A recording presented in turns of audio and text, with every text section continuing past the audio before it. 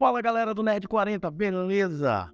Eu sou o Guilherme e tô aqui com vocês mais uma vez pra gente trazer uma análise de mais um episódio de The Last of Us, dessa vez o 6º episódio. Esse episódio ele tem um salto de 3 meses e nós vemos a nossa dupla de protagonistas encarando um inverno bem rigoroso e aprofundando as suas relações interpessoais com o começo de um novo arco.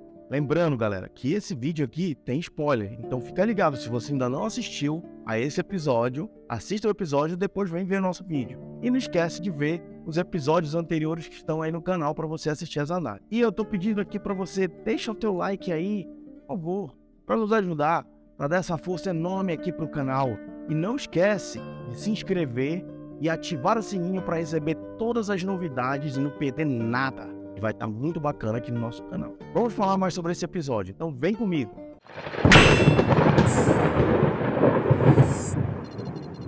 Bom, galera, o episódio inicia 3 meses depois dos acontecimentos. O episódio também traz um flashback no início, com o Henry e o Sam, onde temos aquele momento dramático ali, né?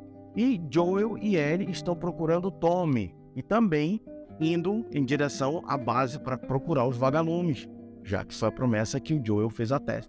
Após encontrarem um casal de idosos que mora na floresta, num lugar bem remoto, e interrogarem esse casal para saber onde estavam, eles dizem que o que havia depois do rio era um povoado que matava, tanto infectados quanto forasteiros. Chamaram de Rio da Morte. O Joel tem uns ataques de ansiedade durante o episódio, e a gente pode ver que toda aquela barreira emocional do Joel estava se desfazendo, e agora ele mostra que os traumas estão vindo à tona, os seus medos, seu pensamento permanece na sua vida passada antes do apocalipse, deixa ele bem fragilizado. Durante a jornada, a gente vai percebendo que a relação dos protagonistas se desenvolveu bastante, que eles já estão bem mais próximos, já estão muito tempo na estrada, onde o Joel consegue cair no sono tranquilamente e Ellie fica ali vigiando o perímetro, protegendo, e não acorda o Joel para deixar ele descansar, mesmo ele querendo dar uma de durão, fingindo que não precisa, né?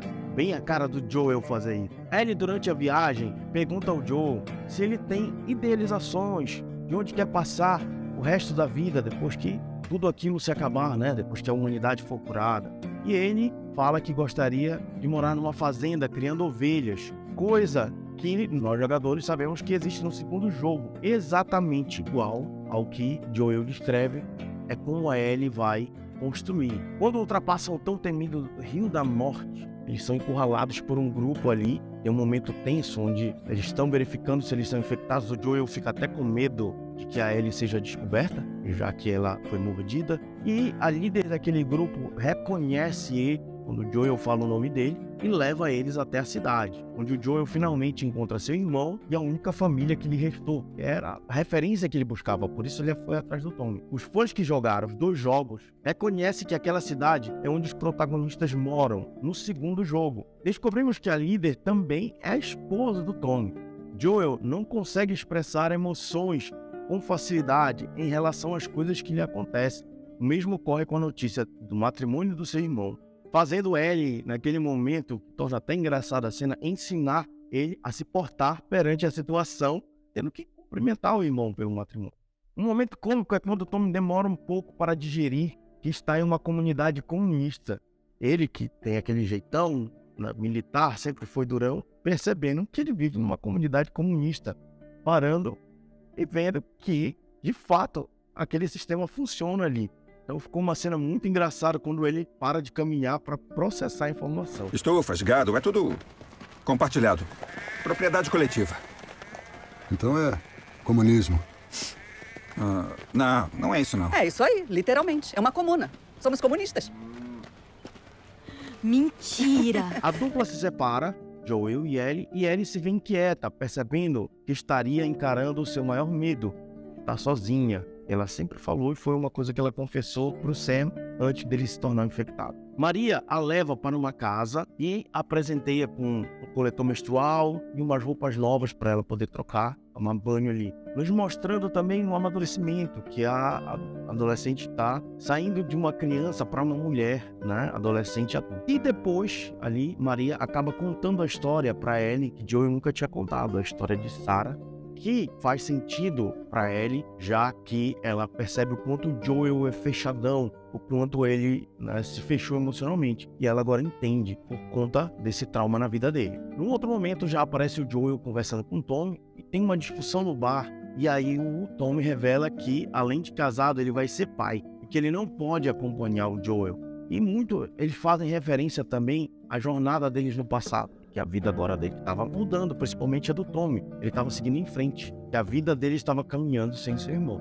A cena já pula para um cinema, um tipo de cinema improvisado, onde mostra a Ellie inquieta, assistindo um filme, com o resto da comunidade nesse cinema improvisado. Ela consegue escapar e começa a procurar sozinha seu parceiro. Ela está sentindo falta do Joel, aquela relação já de dependência emocional, de segurança, que o Joel já passa para ela. Então ela fica quieta quando está longe dele. Enquanto isso, Joel tem uma conversa importante com seu irmão. Nós vemos o muro intransponível do Joel desmoronando, e mostra a excelente atuação e o quanto o Pedro Pascal incorporou o personagem mesmo. Falando que ele tem medo de levar a Ellie até os vagalumes e de não conseguir, de acabar morrendo e deixar a garota morrer. E pede para que o Tommy faça isso, porque ele não se sente capaz. Ele acha que ele está ficando velho, mais lento, e que ele não consegue ir com segurança como no passado ele conseguiria. Ele insiste, explica a história de que a Ellie é imune, diz que ele não pode falar para ninguém, nem para Maria, e com isso Tommy aceita a missão. Eu só sentia medo. Eu tô fraco. Ultimamente eu sinto medo extremo que vem do nada. Parece que o meu coração para.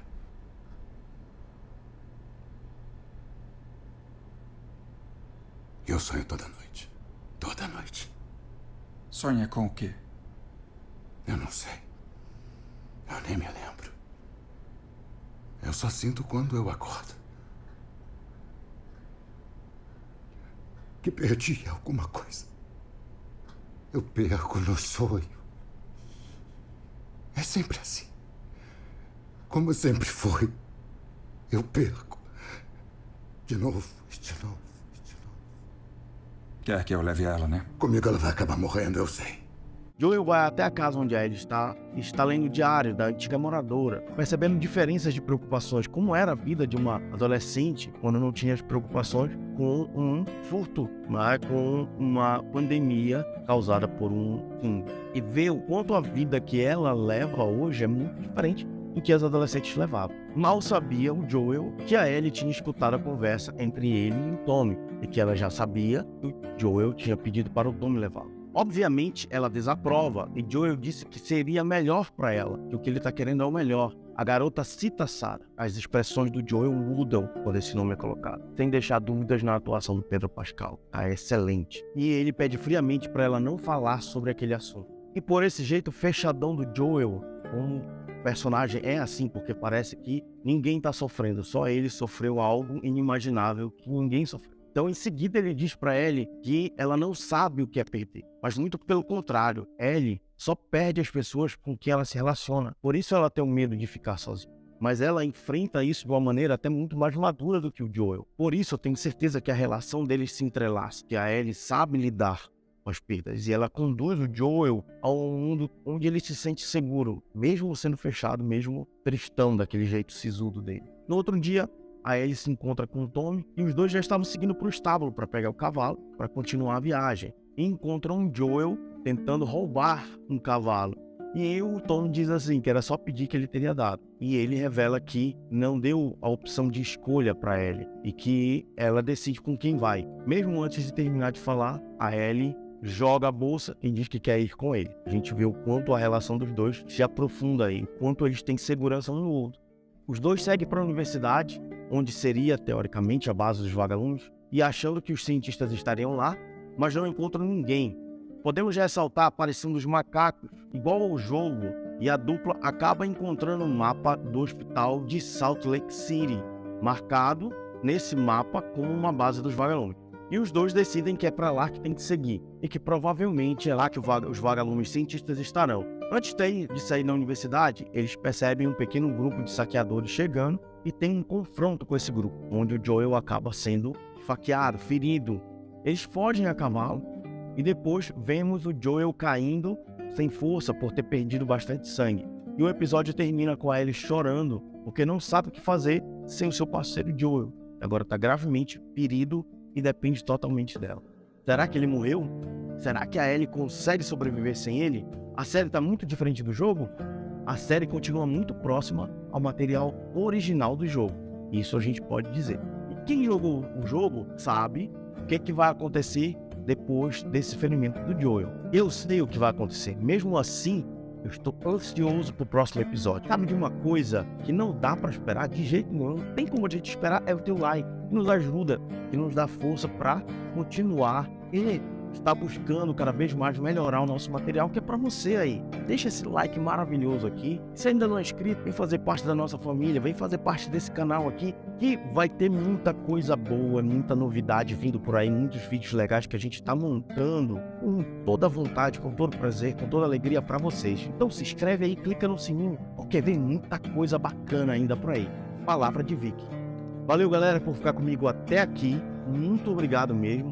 Um forte abraço e até o próximo episódio. Fui!